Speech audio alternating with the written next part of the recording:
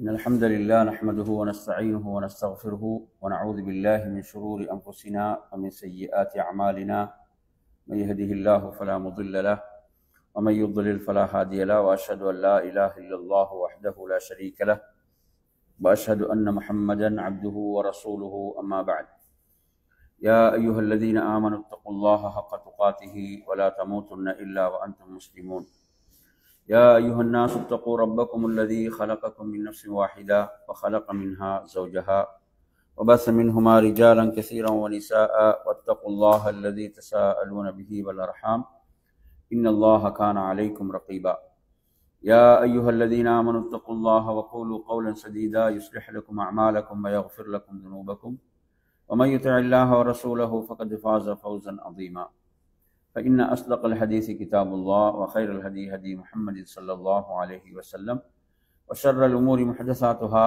وكل محدثة بدعة وكل بدعة ضلالة وكل ضلالة في النار. அன்பிற்குரிய என் அருமை சகோதரர்களே, அஸ்ஸலாமு அலைக்கும் வரஹ்மத்துல்லாஹி வபரகாத்துஹு.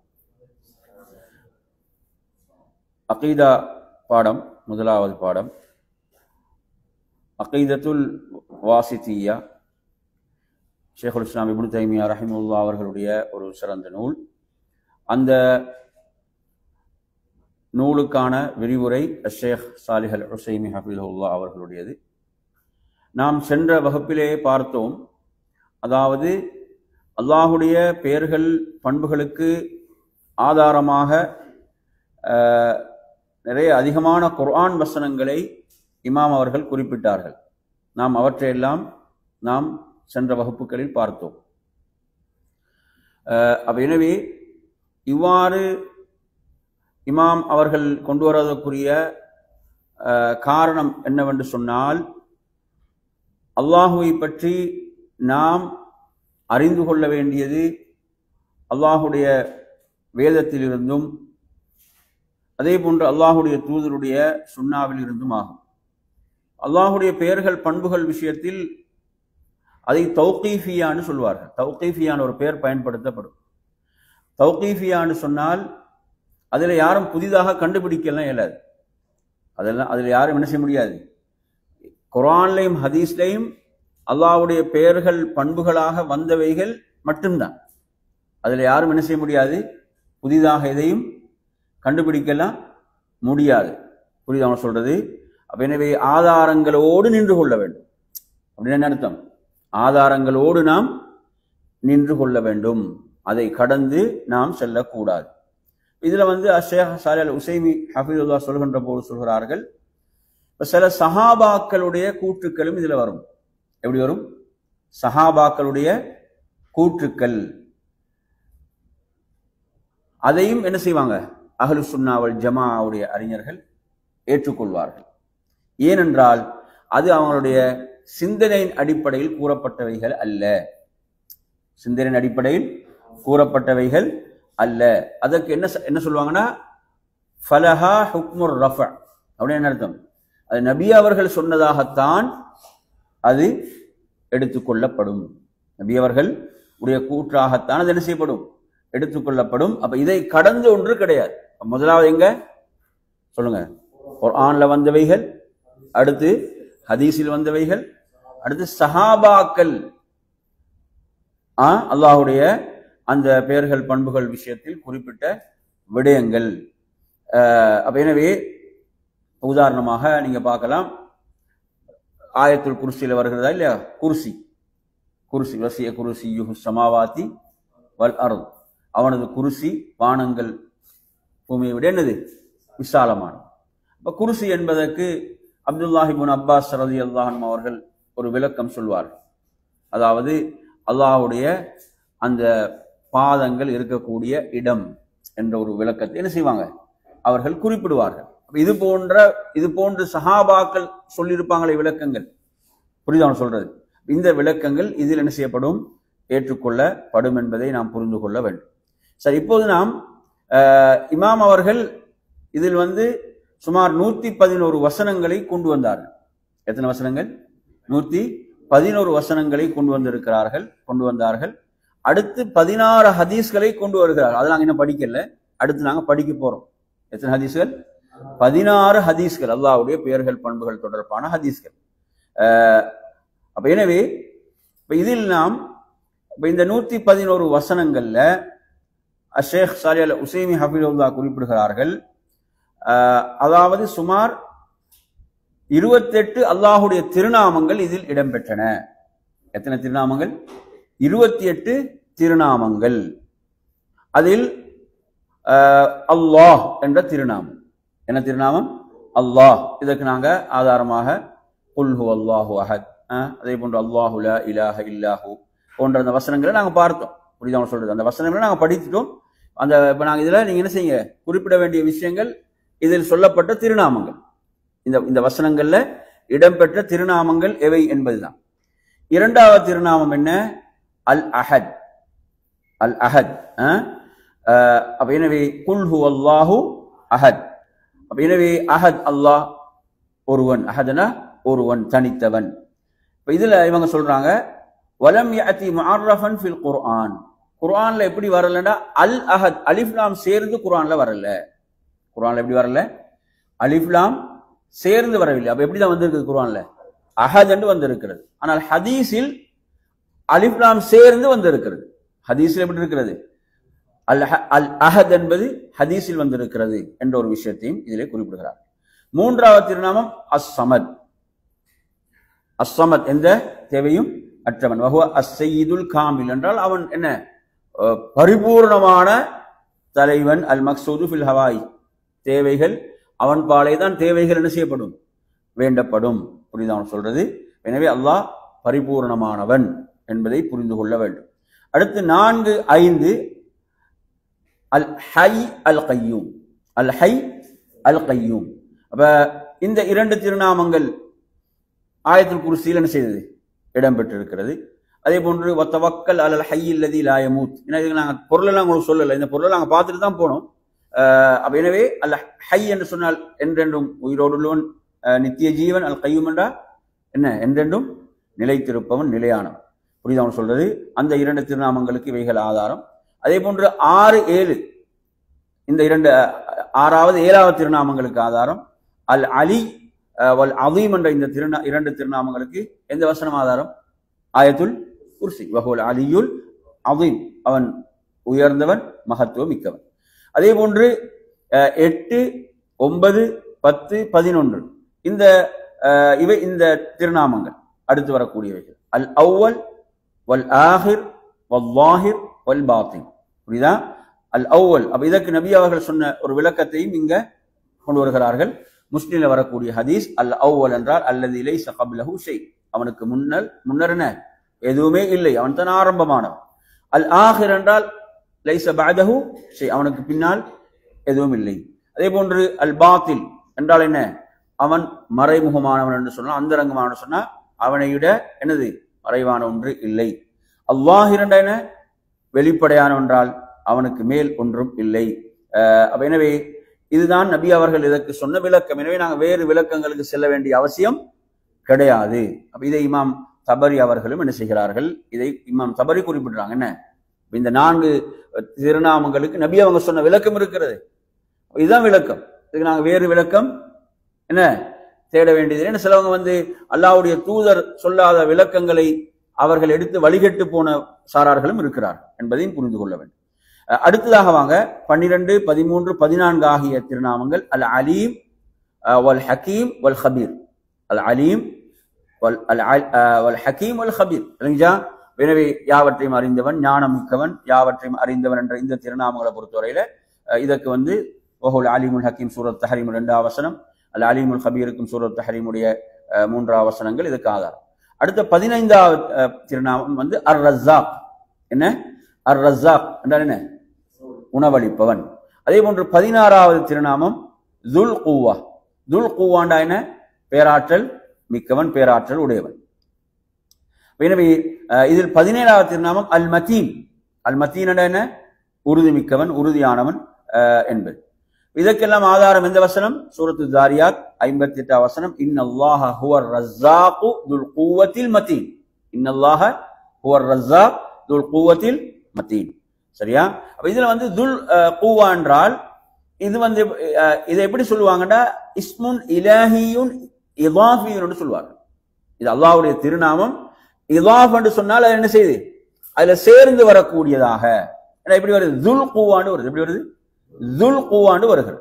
அப்ப இது தொடர்பான விளக்கத்தை நாம் பின்னால பார்ப்போம் என்று என்ன செய்யறாங்க, குறிப்பிடுகிறார்கள். இதில் அடுத்து 18, 19 ஆகிய திருநாமங்கள் அஸ்ஸமீ' வல் பஸீர். அஸ்ஸமீ' வல் பஸீர். இதுக்கு நாங்க சூரா அஸ்ஸமீ' என்ன அர்த்தம், யாவற்றையும் செவியேற்பவன், பஸீரனா யாவற்றையும் பார்ப்பவன். வஹுவ ஸமீஉல் பஸீர். அதே மாதிரி இன்னல்லாஹ கான ஸமீஅன் பஸீரா, சூரத்து நிசாவுடைய 58 வசனம். அதே போன்று 21, 22 ஆகிய திருநாமங்கள் அல் கஃபூர் 21, 22, அதே மாதிரி 20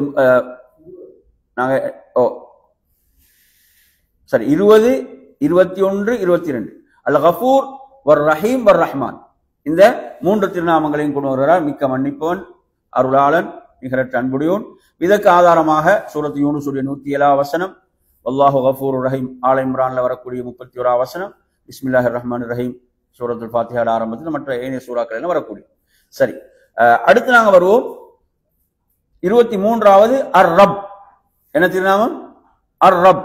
அல்லாஹ் சொல்கிறான் காஃபிர்ல 7 வசனம், ரப்பனா எங்கள் இறைவா, எங்கள் இறைவா, வஸிஅத குல்ல ஷைஇன் ரஹ்மத்தன் வ இல்மா என்ற இந்த வசனம். அதே போன்று கதப ரப்புக்கும் அலா நஃப்ஸிஹிர் ரஹ்மா, கதப ரப்புக்கும் அலா நஃப்ஸிஹிர் ரஹ்மா, அல்லாஹ் தன் மீது ரஹ்மத்தை என்ன செய்து கொண்டான், அவன் கடமையாக்கி கொண்டான் வரக்கூடிய வசனம் உங்களுடைய இறைவன். அப்ப எனவே இதிலும் ஒரு விஷயத்தை நாங்கள் புரிந்து கொள்ள வேண்டும். குர்ஆன்ல பெரும்பாலும் ரப் என்று தான் வரும். குர்ஆன்ல எப்படி வரும், ரப் வரும், அலிஃப்லாம் சேர்ந்து வராது. எப்படி வராது, அலிஃப்லாம் சேர்ந்து குர்ஆனில் வரவில்லை, ஆனால் ஹதீஸில் வருகிறது அர் ரப். ஹதீஸ் எப்படி வருது, அர் ரப் என்பது ஹதீஸில் வருகிறது. குர்ஆன்ல எப்படி தான் வருது, ரப் என்று தான் வருகிறது, அலிஃப்லாம் இன்றி வருகிறது என்பதையும் புரிந்து கொள்ள வேண்டும். அதே போன்று 24, 25 ஆகிய திருநாமங்கள் அல் அஃபு வல் கதீர். அல் அஃபு மிக்க மன்னிப்பவன், அல் கதீர் என்றால் பேராற்றல் மிக்கவன். எனவே ஃபஇன்னல்லாஹ கான அஃபுவன் கதீரா, அது எப்படி சொல்றான், நிச்சயமாக அல்லாஹ் மிக்க மன்னிப்பவனும் பேராற்றல் மிக்கவனும் ஆவான். சூரத்து நிசா 149. அடுத்து 26வது திருநாமம் அர்ஹமுர் ராஹிமீன். அர்ஹமுர் ராஹிமீன், அவன் அருள் புரிவர் எல்லாம் என்ன, மிக்க அருளாளன். இது வந்து சூரத்து யூசுஃபுடைய 64வது வசனம், வஹுவ அர்ஹமுர் ராஹிமீன். அதே போன்று 27வது திருநாமம் கைருல் மாக்கிரீன். கைருல் மாக்கிரீன். அப்ப எனவே அவன் சிறந்த சூழ்ச்சியாளன். இது வந்து சூரத்துல் அன்ஃபால்ல 30வது வசனம், கைருல் மாக்கிரீன். 28வது திருநாமம் ஆலிமுல் கைபி வஷ்ஷஹாதா. ஆலிமுல் கைபி வஷ்ஷஹாதா, மறைவானவற்றையும் வெளிப்பாடையானவற்றையும் என்ன அறிபவன். சூரத் தௌபாவுடைய 94வது வசனம். சரி, அப்ப 28வது திருநாமம். இப்ப நாங்க மொத்தம் எத்தனை திருநாமங்கள் பார்த்துட்டோம், இந்த மொத்தம் இந்த நாங்க மேலே பார்த்த அந்த மொத்தம் அந்த குர்ஆன் வசனங்கள்ல இத்தனை திருநாமங்கள் இடம்பெற்றுள்ளன. சரி, எனவே இதில் நாம் கவனிக்க வேண்டிய அடுத்த விஷயம் என்ன சொல்றாருன்னா, இறுதியாக சொல்லப்பட்ட 3 திருநாமங்கள் என்னென்ன சொல்லுங்க, அர்ஹமுர் ராஹிமீன், கைருல் மாக்கிரீன், ஆலிமுல் கைபி வஷ்ஷஹாதா. இந்த 3 திருநாமங்களும் எப்படி சொல்லுவாங்கன்னா அல் முலாஃபா, இணைந்து வரக்கூடியவைகள். எனவே அல்லாஹ்வுடைய திருநாமங்களை இந்த அடிப்படையில் 2ஆக பிரிக்கப்படும். எத்தனையாக பிரிக்கப்படும், 2ஆக. ஒன்று வந்து அல் அஸ்மாஉல் முஃப்ரதா, தனித்து வரக்கூடிய திருநாமங்கள். தனித்து வரக்கூடிய திருநாமங்கள் எப்படி சொல்லலாம், இந்த மாதிரி அல்லாஹ், அர் ரஹ்மான், அர் ரஹீம், அஸ் ஸமீ, அல் பஸீர் மாதிரி. அப்ப அடுத்து இணைந்து வரக்கூடிய திருநாமங்கள். 2வது என்ன, இணைந்து வரக்கூடிய திருநாமங்கள். எப்படி ரப்பில் ஆலமீன், ரப்பில் ஆலமீன் அகிலங்களின் இரட்சகன். அதே போன்று மாலிகுல் முல்க், மாலிகுல் முல்க் ஆட்சியாளர்களுக்கெல்லாம் ஆட்சியாளன். ஆலிமுல் கைபி வஷ்ஷஹாதா. இப்ப இதிலே நாங்க 3 திருநாமம் பார்த்தோமா இல்லையா, இதுக்கு மேல உள்ளத்துல கைருல் மாக்கிரீன், அர்ஹமுர் ராஹிமீன், இவெல்லாம் இது என்ன செய்யும், இணைந்து வரக்கூடியவைகள். எனவே இதை வந்து ஷேகுல் இஸ்லாம் இப்னு தைமியா ரஹிமஹுல்லாஹ் அவர்களும் குறிப்பிடுகிறார்கள். அதே போன்று ஷேக் பின் பாஸ் ரஹிமஹுல்லாஹ் குறிப்பிடுகிறார்கள். அதே போன்று இதுல வந்து இஜ்மா என்றால் முஸ்லிம்களுக்கு மத்தியில ஏகோபித்தது. அல்லாஹ்விடத்துல பிரார்த்திக்கும் போது இப்படி பிரார்த்திக்கப்படும், அப்படித்தானே, வாந்த அர்ஹமுர் ராஹிமீன், வாந்த ஹைருர் ராஹிமீன் என்பெல்லாம் வருவதை நாம் பார்க்கின்றோம். அடுத்து இதுல மூன்றாவது ஒரு வகையை சொல்கிறார். எதுல? அல்லாஹ்வுடைய திருநாமங்கள்ல மூன்றாவது ஒரு வகை யார் சொல்றாங்க? இமாம் இப்னுல் கய்யிம் ரஹிமஹுல்லாஹ் அவர்கள் தனது பதாயிஉல் ஃபவாயித் என்ற நூல்ல, ஷிஃபாஉல் அலீல் என்ற நூல்ல மூன்றாவது ஒரு வகையை சொல்கிறார். அந்த வகை என்னவென்றால், சேர்ந்து எப்படி சேரும் என்றால், இப்ப அல் முஅதி என்றா கொடுப்பவன், அல் முஅதி என்றா கொடுப்பவன், அல் மானி என்றா தடுப்பவன். இப்ப இதுல இந்த ரெண்டு திருநாமம் சேர்ந்து தான் வரும். அல் முஅதி தனியாக வராது. அல் முஅதி இந்த ரெண்டு திருநாமம் எப்படிதான் சேர்ந்து தான் வரும். அல் முஅதி என்றா கொடுப்பவன், அல் மானி என்றா தடுப்பவன். புரியுதா சொல்றது? இப்ப நாங்க எந்த துஆ ஓதுறோம்? தொழுகையில சலாம் கொடுத்த பிறகு அல்லாஹும்ம லா மானிய லிமா ஆதைத வலா முஅதிய லிமா மனஅத. பார்க்கிறோமா இல்லையா? அப்ப எனவே இப்படி இணைந்து இதுதாங்க தனித்து சொல்லக்கூடாது. இந்த ரெண்டு இணைத்து தான் சொல்ல வேண்டும். அதே போன்று வல் காபில் வல் பாசித். காபில் என்றால் என்ன? பற்றி கொள்பவன். பாசித் என்றால் என்ன? விரித்து விடுபவன் என்ற இந்த திருநாமங்கள் இது ரெண்டும் சேர்ந்தா வரும். அல் காபில் அல் பாசித். அதே போன்று அல்லார் அன் நாஃபி. இல்லைங்களா? அல்லார் தீங்கிழைப்பவன், நாஃபி என்ற பயனளிப்பவன். இந்த ரெண்டும் என்ன? சேர்ந்துதான் வர வேண்டும், தனித்து சொல்லக்கூடாது என்று இது ஒரு வகையாக என்ன செய்யறாங்க? இமாம் இப்னுல் கய்யிம் ரஹிமஹுல்லாஹ் அவர்கள் இதிலே குறிப்பிடுகின்றார்கள். எனவே நறுமையான சகோதரர்களே, இதுல இவங்க சொல்லும் போது சொல்கிறார்கள், இதுல சொல்லப்பட்டதுல ஹதீஸ்ல ஆதாரம் கிடைக்கக்கூடியதாக சுனன் நசாயில வரக்கூடிய ஒரு செய்தி அனஸ் ரலியல்லாஹு அன்ஹு அறிவிக்கிறாங்க. அதாவது இன்னல்லாஹ ஹுவல் முஸஇர் அல் காபில் அல் பாசித் அர் ராசிக். எனவே அந்த விலையை முடிவு செய்யக்கூடியவன், விலையை தீர்மானிப்பவன், அதே போன்று என்ன செய்யக்கூடியவன்? சுருக்கி கொள்ளக்கூடியவன், விசாலமாக்கக்கூடியவன், உணவளிப்பவன் அல்லாஹ் என்று வரக்கூடிய இந்த ஹதீஸை இதுக்கு என்ன செய்யறாங்க? ஆதாரமாக கொண்டு வருகிறார்கள். எனவே இதுக்குத்தான் ஆதாரம் இருக்கிறது, இதற்கு தான் ஆதாரம் இருக்கிறது என்று அவர்கள் குறிப்பிடுகிறார். சரி, இப்ப நாங்க மொத்தம் எத்தனை திருநாமங்கள் என்று சொன்ன பாட்டி படிச்சோம்? 28. சரி, இப்ப இந்த திருநாமங்கள் எல்லாம் எதை உள்ள கொண்டிருக்கிறது? பண்புகளை கொண்டிருக்கிறது. அப்படிதானே? திருநாமங்கள் பண்புகளை கொண்டிருக்கிறது. இப்ப பண்புகள் என்று எடுத்தீங்கன்னு சொன்னா, அதாவது இந்த 28 திருநாமங்களும் 33 பண்புகளை கொண்டிருக்கிறது. எத்தனை சொல்றாரு? 33 பண்புகளை கொண்டிருக்கிறது. இப்ப அல் உலூஹியா, அல்லாஹ்ண்டா என்ன? அல்லாஹ்ண்டா அல் இலாஹ தானே. உலூஹியா என்ன? அதாவது அல்லாஹ்ண்டா வணங்கப்படுபவன், அல்லாஹ்ண்டால் வணங்கப்படுபவன். எனவே அந்த வணக்கம் அல்லாஹ்வுக்கு தான் செலுத்தப்பட வேண்டும் என்ற பண்பு அதில் என்ன செய்து இருக்கிறது. அதே போன்று அல் அஹதியா, அஹத் என்ற அந்த திருநாமம் இல்லைங்களா? அந்த தனிமை, தனித்துவம் என்பது இருக்குதே, ஒருவன், ஒருமை. அதே போன்று அஸ்ஸமதியா, அந்த தேவையற்றவன் என்பது அந்த அஸ்ஸமதியா என்ற பண்பு. ஹை என்பது ஹயாத் என்ற பண்பு. கையூம் என்பது கையூமியா இல்லைங்களா? எனவே ஹயாத் என்ற என்ன? உயிர். கையூமியா என்ன? நிலைத்திருத்தல். அதே போன்று உலு வண்டா அலி என்ற திருநாமம் என்ன பண்பு? உலு, உயர்வு. அதே போன்று அல் அவமா, அல் அவமா மகத்துவம் எந்த திருநாமத்திலிருந்து எடுக்கப்படும்? அல் அவீம் என்ற திருநாமம் இல்லைங்களா? அதே போன்று அல் அவ்வலியா, ஆரம்பம் என்பது எந்த திருநாமத்திலிருந்து சொல்லுங்க? அல் அவ்வல் என்ற திருநாமத்திலிருந்து. அல் ஆஹிரியா என்பது இறுதி என்பது அல் ஆஹிர் என்ற திருநாமத்திலிருந்து. அதே போன்று அல் லுஹூர் எதிலிருந்து வெளிப்படல் என்பது அல்லாஹிர் என்ற திருநாமத்திலிருந்து. அல் புத்தூன் மறைமுகமான எதிலிருந்து எடுக்கப்படும்? அல் பாத்தின் என்ற திருநாமத்திலிருந்து. அல் அலீம் என்ற திருநாமத்தின் எது? அல் இல்ம், ஞானம் இல்லைங்களா?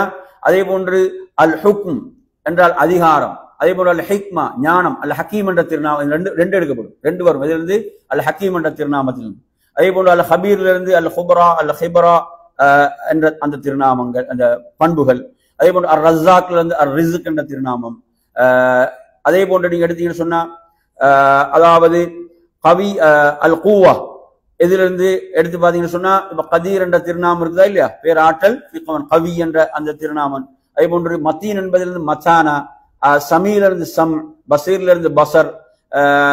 அதே போன்று எடுத்தீங்கன்னா கஃபூர்ல இருந்து எடுத்தீங்கன்னா மகஃபிரா, ரஹீம்ல இருந்து அர் ரஹ்மா, ரப்ல இருந்து அர் ருபூபியா, அஃபூல இருந்து அல் அஃபு, கதீர்ல இருந்து அல் குதுரா, அத் தக்தீர். அதே போன்று எடுத்தீங்கன்னு சொன்னா அல் அல் மக்ர் என்பதை எடுத்தீங்கன்னா சூழ்ச்சி செய்யும் போது அல்லாஹ் சூழ்ச்சி செய்வான். இதெல்லாம் என்ன, இந்த திருநாமங்கள் எடுக்கப்படுகின்ற என்ன பண்புகளாக இருந்து கொண்டிருக்கின்றன. எனவே நன்றாக புரிந்து கொள்ளுங்கள், அல்லாஹ்வுடைய ஒவ்வொரு திருநாமமும் எதை உள்ளடக்கி இருக்கிறது? பண்பை உள்ளடக்கி இருக்கிறது. சிலவங்க சொல்ற மாதிரி அது வெறுமனே பேர் அல்ல. சிலர் என்ன சொல்வார்கள், அது வெறும் பேர் தான், பண்பு கிடையாது. அப்படி இல்லை, அது வழிகட்ட சிந்தனை. அது என்ன, வழிகட்ட சிந்தனை. அல்லாஹ்வுடைய ஒவ்வொரு திருநாமம் எதை கொண்டிருக்கிறது? பண்புகளை கொண்டிருக்கிறது என்பதை நாம் என்ன செய்ய வேண்டும், இதிலே புரிந்து கொள்ள வேண்டும்.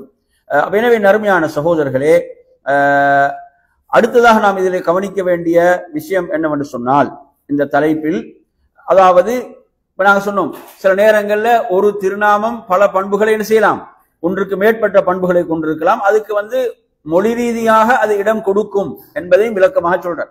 மொழி ரீதியாக என்ன செய்யும், அதற்கு இடம் கொடுக்கும் தன்மை இருக்கும் என்பதையும் புரிந்து கொள்ள வேண்டும் என்பதை சொல்கிறார். எனவே நறுமையான சகோதரர்களே, நீங்க எடுத்தீங்கன்னா அல்லாஹ்வுடைய திருநாமம் அல்லாஹ். அல்லாஹ் என்ற திருநாமம் என்ன பண்பை கொண்டிருக்கிறது? அல் உலூஹியா, அந்த வணக்கத்தை அவனுக்கு தான் செலுத்த வேண்டும் என்ற பண்பை கொண்டிருக்கிறது. அதே போல அல் ஹக்கீம் என்ற திருநாமத்தை எடுத்தீங்கன்னா அது 2 பண்புகளை கொண்டிருக்கிறது. இல்லையா? சொன்னோம், அல் ஹுக்கும், அல் ஹிக்மா. அல் ஹுக்மா அதிகாரம், அல் ஹிக்மாண்ட ஞானம் என்ற அந்த பண்புகளை கொண்டிருக்கிறது. அப்ப இது மாதிரி உதாரணமாக என்ன செய்கிறார், இதிலே குறிப்பிடுகின்றார். எனவே நறுமையான சகோதரர்களே, அதே போன்று எடுத்தீங்கன்னு சொன்னா, இப்ப இன்னும் சில திருநாமங்களை இன்னும் சில பண்புகளை தனியாகவும் கொண்டு வந்தார். அந்த 100 வசனங்கள் இருந்துச்சு. அந்த வசனங்கள்ல பெயர்ல இருந்து பண்பெடுக்கப்படுவதும் இருக்கிறது. பெயர்ல இருந்து பண்பெடுக்கக்கூடிய அமைப்பில் வசனங்களையும் கொண்டு வந்தார். சில வசனங்களை நேரடியாக கொண்டு வந்தார். எப்படி என்றால், அது என்ன செய்யும், பண்பையே சொல்லும். உதாரணமா பாருங்களேன், கதப ரப்புக்கும் அலா நஃப்ஸிஹிர் ரஹ்மா. கதப ரப்புக்கும் அலா நஃப்ஸிஹிர் ரஹ்மா. அப்ப அல்லாஹ் தன் மீது ரஹ்மத்தை கடமையாக்கி கொண்டான் என்றால், இங்க ரஹ்மத் என்பது பேரா பண்பா? பண்பு. இப்படி வசனங்களையும் கொண்டு வந்தார். எப்படி, பெயர்ல இருந்து பண்பெடுக்கிற மாதிரியான வசனங்களும் கொண்டு வரப்பட்டது. அதே போல நேரடியாக பண்பை சொல்லக்கூடிய வசனங்களையும் கொண்டு வந்தார். புரியுது அவன் சொல்றது? அப்ப அந்த அடிப்படையில இங்க நீங்க என்ன புரிந்து கொள்ளணும் என்று சொன்னால், அப்படி கொண்டு வந்த பண்புகள் என்று நாம் பார்க்கின்ற போது சுமார் அதிலே 47 பண்புகள் இருக்கின்றன. 47 பண்புகள் என்ன செய்யப்பட்டன, அதிலே அதற்கு தனியான வசனங்களை, பண்புகளை மட்டும்தான் சொல்லும், பண்புகளை மாத்திரம் சொல்லும். இப்ப சில நேரங்கள்ல அந்த பண்பு எப்படி இருக்கும், ஆரம்பத்தில் கூறப்பட்ட பெயர்ல அந்த பண்பு இருக்கலாம், ஆனாலும் தனியாக பண்புகளை மட்டும் சொல்லக்கூடிய அமைப்புல எத்தனை 47 பண்புகளை சொல்லக்கூடிய வசனங்களை அவர் கொண்டு வந்தார். அதைத்தான் இப்ப அடுத்து சொல்ல போகின்றார். உதாரணமாக பாருங்க, சூரத்து யூனுஸ் 68 வசனம், லஹு மாஃபி ஸமாவாதி வ மாஃபில் அர்த். வானங்கள் பூமியில் உள்ளவை அனைத்தும் அவனுக்குரியவைகள். அப்ப இதுல என்ன பண்பு இருக்கிறது? ஆட்சி என்ற பண்பு என்ன செய்து இருக்கிறது, ஆட்சி என்ற பண்பு இருக்கிறது. அதே போன்று லஹுல் முல்க், ஆட்சி அவனுக்குரியது. ஆட்சி, முல்க் என்பது பேரா பண்பா? பண்பு. குயிக்க சொல்ல நீங்க என்ன, நாங்க என்ன இந்த பாடத்துல அதை கொஞ்சம் கவனம் எடுத்தபடி, இப்ப முல்க் என்பது பண்பு. இப்ப இதனுடைய பேர் என்ன? மலிக். என்ன பேர்? மலிக் என்பது திருநாமம். மலிக் என்பது திருநாமம். அரசன் என்பது அவனது திருநாமம். இதில் உள்ள பண்பு என்ன? முல்க்.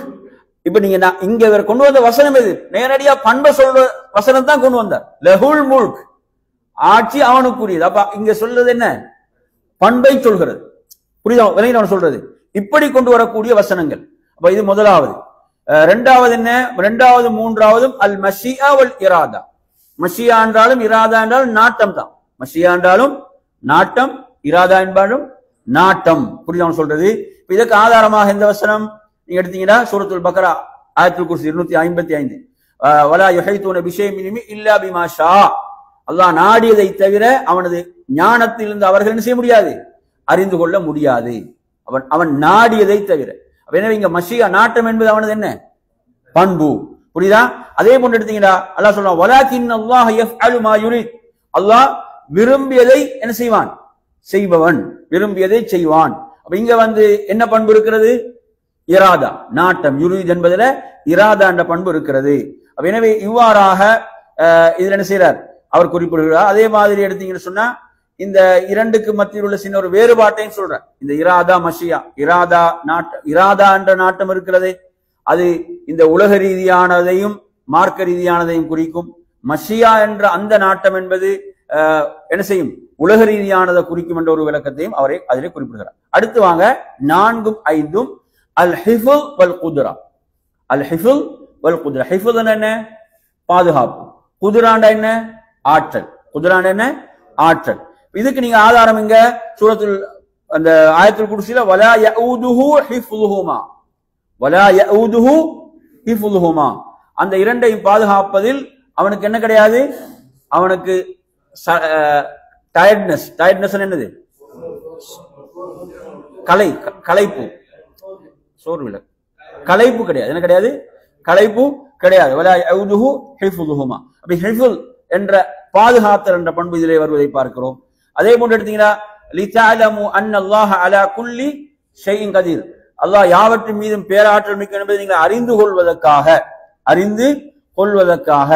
எனவே இதுல குத்ரா வருவதை பார்க்கலாம். அதே போன்று வல்லாஹு கைருன் ஹாஃபிதா, வல்லாஹு கைருன் ஹாஃபிதா, அல்லாஹ் சிறந்த பாதுகாவலன். எனவே இந்த இரண்டு பண்புகள் அல் ஹிஃபுல் வல் குத்ரா. அடுத்து நீங்க எடுத்தீங்கன்னா வலா யஊதுஹு ஹிஃபுலுஹுமா, அப்படி என்பதுல அந்த யஊதுஹு என்பது என்ன அர்த்தம் சொன்னோம்? அவனுக்கு களைப்பு கிடையாது. எதுல களைப்பு கிடையாது? வானம் பூமியை பாதுகாப்பதில், நிர்வகிப்பதில் அவனுக்கு என்ன கிடையாது? களைப்பு கிடையாது. இப்னு அப்பாஸ் ரலியல்லாஹு அன்ஹு அவர்கள், இமாம் முஜாஹித் ரஹிமுல்லா அவர்கள் சொல்கிறார்கள், இந்த வானங்கள் பூமியை பாதுகாப்பதில் அவனுக்கு என்ன கிடையாது?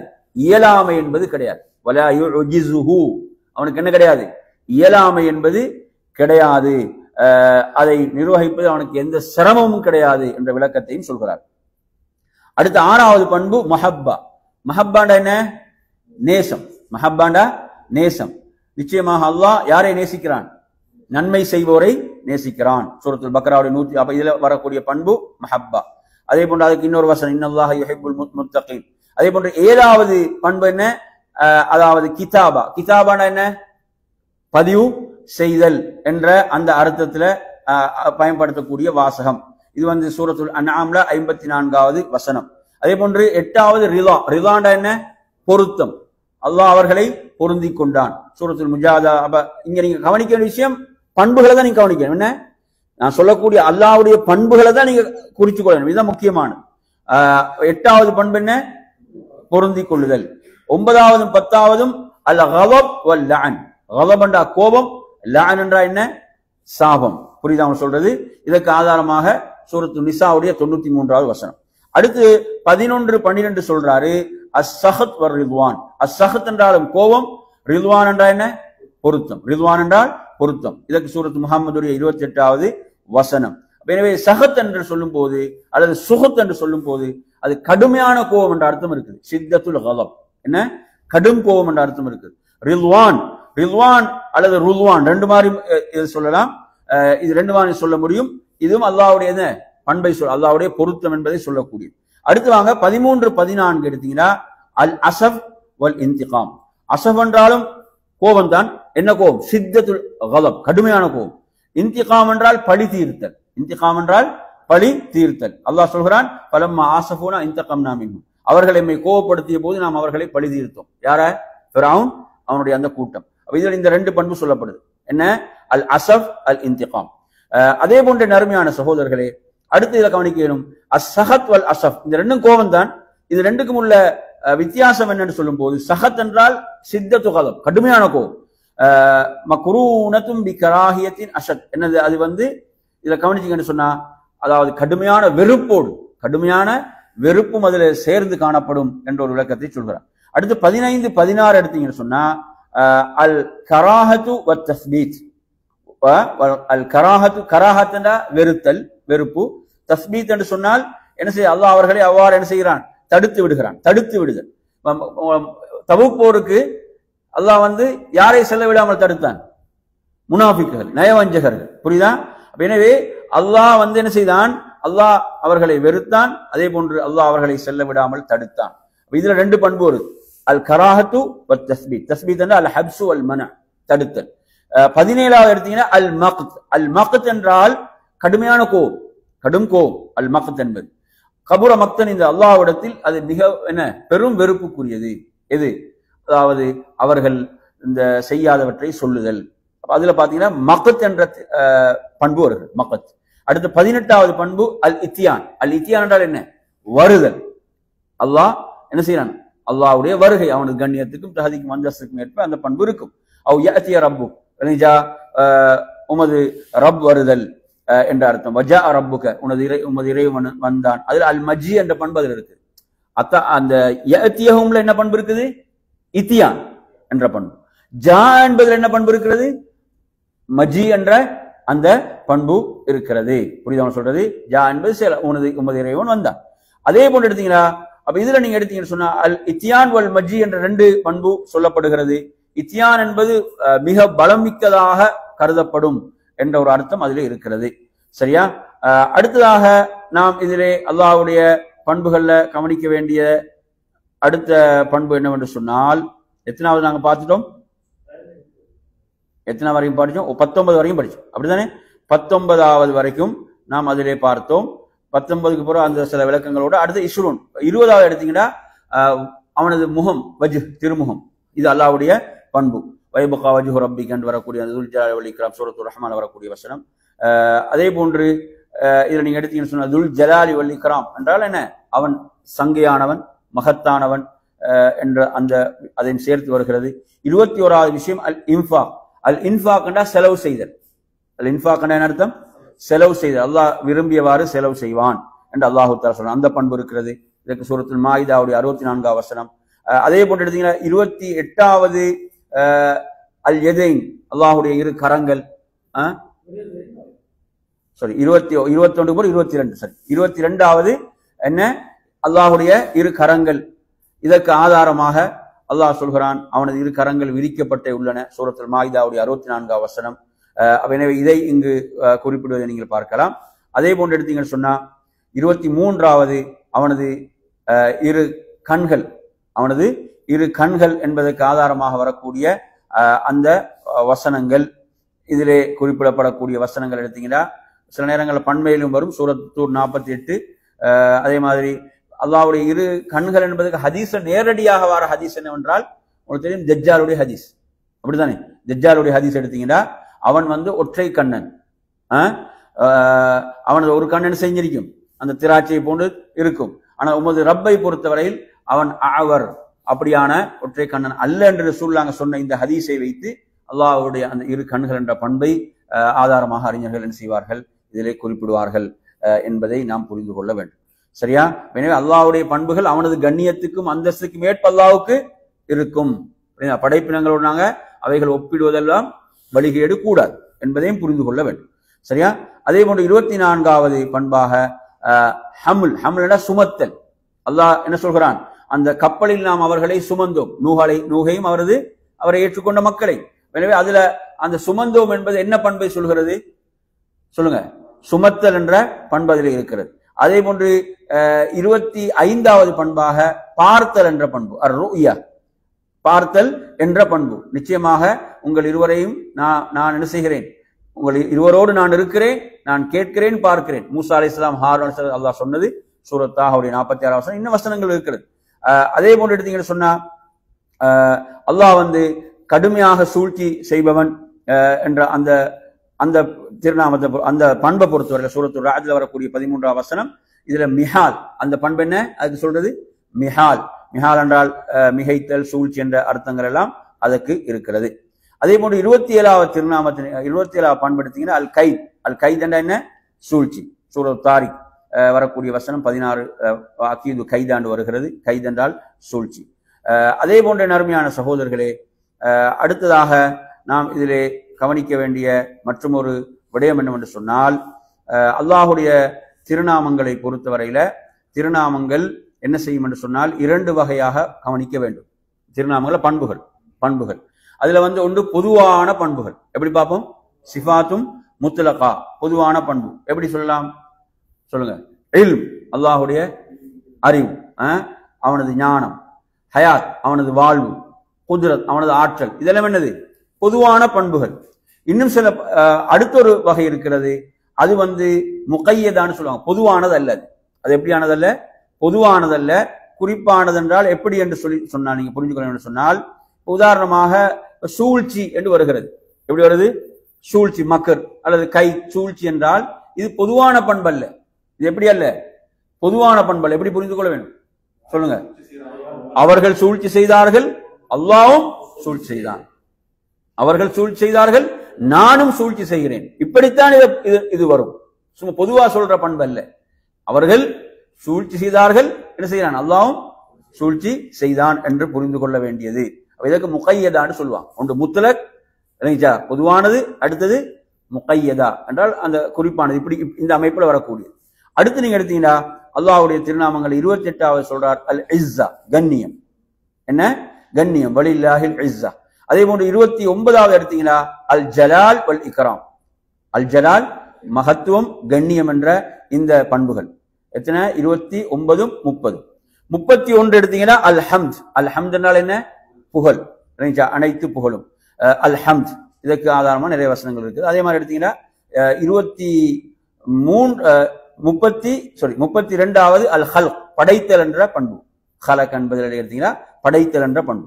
அதே போன்று 33வதும் 34வதும் சொல்கிறார் அத்தபாருக் வல் இன்சால். தபாருக் என்ற பாக்கியம், இன்சால் என்றால் இறங்குதல். தபாருக் என்ன?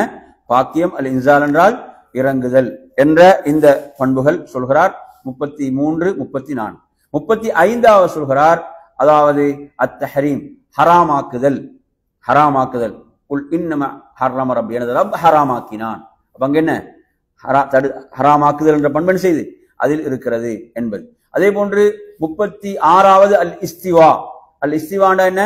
அவன் உயர்ந்தான் அவன் சொல்றது. எனவே அல்லாஹ் அரிசி மீது ஆனான் சொல்றோம் இல்லையா? அல்லாஹ் அரிசி மீது ஆனான். அப்ப அல் இஸ்திவா என்ற அந்த பண்பு. 37வது அர் ரஃப. அர் ரஃபண்டா என்ன? உயர்த்துதல். வராஃபிஉக இலைய, வராஃபிஉக இலைய. ஈசா அலைஹிஸ்ஸலாத்து பார்த்தா சொல்ற, என் பக்கம் உம்மை நானே உயர்த்தி கொண்டேன் என்று சொல்கிறான். அப்ப எனவே அங்கு உயர்த்துதல். அதே போன்று எடுத்தீங்கன்னு சொன்னா அல் மஇயா, உடன் என்ற பண்பு. உடன் எப்படி? நீங்கள் எங்கிருந்தாலும் அவன் உங்களோடு இருக்கிறான். அவன் உங்களோடு இருக்கிறான். உங்களோடு இருக்கிறான் எப்படி வரையும் கொள்வோம்? அவனது இல்மால், அவனது அறிவால் என்று நாங்கள் புரியும். அல்லாஹ் எங்க இருக்கிறான்னு கேட்டா எங்க இருக்கிறான்? அல்லாஹ் அரிசி மீது இருக்கிறான். புரியும் அவன் சொல்றது. அப்ப இங்கு சொல்லக்கூடிய இந்த மஇயா என்பது எதை குறிக்கும்?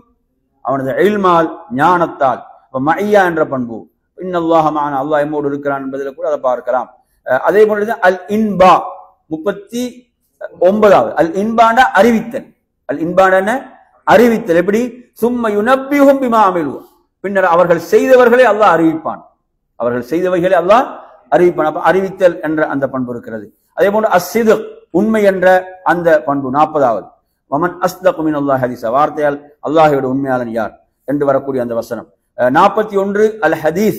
அல் ஹதீஸ் என்றால் என்ன சொல்லுங்க? பேசுதல். புரியுதா சொல்றது? அப்ப எனவே இந்த ஹதீஸ் என்ற அந்த பண்பு. அதே போன்று எடுத்தீங்கன்னா 42வது அல் கீல் அல் கவுல். அதுவும் என்ன? கூறுதல் என்ற அர்த்தம், பேசுதல் என்ற அர்த்தம். அந்த அல் கீல் வல் கவுல். வமன் அஸ்தகு மினல்லாஹி கீலா வைது கால அல்லாஹு யா ஈஸா இப்னு மரியம். அதெல்லாம் அந்த பண்பு இருக்கிறது. அதே போன்று 43வது அல் கலாம். அல் கலாம் என்றால் என்ன? பேச்சு. அல் கலாம் என்றால் பேச்சு என்ற பண்பு. அல்லாஹ் மூசாவோடு பேசினான் வரக்கூடிய வசனம் இருக்கிறது. அதே போன்று 44வது அன் நிதா. நிதாண்டா என்ன? அழைத்தல். நிதாண்டா அழைப்பு. அப்ப அழைப்பு என்ற அழைத்தல் என்ற பண்பு. நாம் என்ன செய்யும்? மூசாவை அழைத்தோம் என்று அல்லாஹ் தஆலா சொல்கிறான். அதே போன்று எடுத்தீங்கன்னு சொன்னா 45வது என்ன? நெருக்குதல், உரையாடல். வகர்ரப்னாஹு நஜியா என்று வரக்கூடிய அந்த வசனத்திலிருந்து நெருக்கம், உரையாடுதல் என்ற அந்த பண்புகள். 45, 46. 47 எடுத்தீங்கன்னு சொன்னா தஜல்லி என்று சொல்லக்கூடிய அந்த மகத்தான பண்பு, அல்லாஹ்வுடைய அந்த கண்ணியத்தை சொல்லக்கூடிய பண்பாக அதில் அல்லாஹ் வெளிப்படுதல் என்ற விடயம் அதிலே இருக்கிறது. நாளை மறுமையிலே பார்க்கக்கூடிய அந்த இதையும் அது உள்ளடக்கியதாக அது இருக்கிறது. எனவே நாளை மறுமையிலே மூமின்கள் அல்லாஹ்வை பார்ப்பார்கள் என்ற அடிப்படையில் வரக்கூடியது. எனவே நறுமையான சகோதரர்களே, இவ்வாறாக மொத்தம் எத்தனை பண்புகள் பார்த்தோம்? அதுல 47. இதுல அடுத்து நீங்க அல்லாஹுடைய பண்புகள் விஷயத்துல தெரிந்து கொள்ள வேண்டிய ஒரு விடயம் என்னவென்று சொன்னால், நாங்கள் ஆரம்பத்திலும் அதை சொன்னோம். அல்லாஹுடைய பண்புகள் ஒன்று வந்து முஸ்பத்தான்னு சொல்றோம், அவனுக்கு இருக்கக்கூடிய என்ன, அவனுக்கு நிலைப்படுத்தக்கூடிய பண்புகள் என்று சொல்லுவேன். அதே போன்று மன்ஃபியாண்டா அவனுக்கு இல்லை என்று அவன் சொல்லக்கூடிய பண்புகள், அவனுக்கு இல்லை என்று சொல்லக்கூடிய பண்புகள். இப்ப நாங்க பார்க்கலாம், ஆயத்துல் குர்சியில் அல்லாஹ் சொல்லும் போது என்ன, அவனுக்கு சிறு தூக்கமோ சொல்லுங்க தூக்கமோ அவனுக்கு கிடையாது. எனவே இந்த பண்புகள் அல்லாஹ் தனக்கு இல்லை என்று சொல்கிறான்.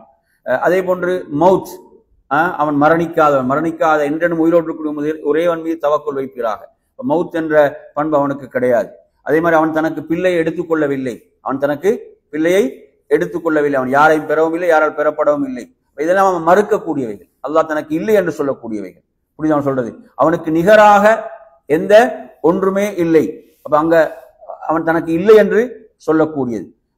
எனவே இவ்வாறாக நீங்க எடுத்தீங்கன்னு சொன்னா அவனுக்கு யாரு கிடையாது, அவனுக்கு இணை யாருமே கிடையாது, அவனுக்கு பாதுகாப்பு யாரும் கிடையாது, அவனுக்கு நிகராக யாரும் கிடையாது. இப்படி நீங்க குர்ஆன்ல நிறைய வசனங்களை பார்க்கலாம். அல்லாஹ் தனக்கு இல்லை என்று சொல்லக்கூடிய இவ்வாறான பண்புகள். புரியுதா? அப்ப நாம் அது இல்லை என்று சொல்ல வேண்டும் என்பதை, அதற்கு நேர் எதிரானது முழுமையாக பரிபூர்ணமாக அவனுக்கு நேர் மாற்றமானது இருக்கும் என்பதையும் நாம் இங்கே புரிந்து கொள்ள வேண்டும். எனவே நறுமையான சகோதரர்களே, இந்த அடிப்படையில நாம் என்ன செய்யலாம், இந்த பாடத்தை நாம் அகீதத்துல் வாசித்தியா பாடத்தை நாம் இத்தோடு நிறைவு செய்து கொள்ளலாம்.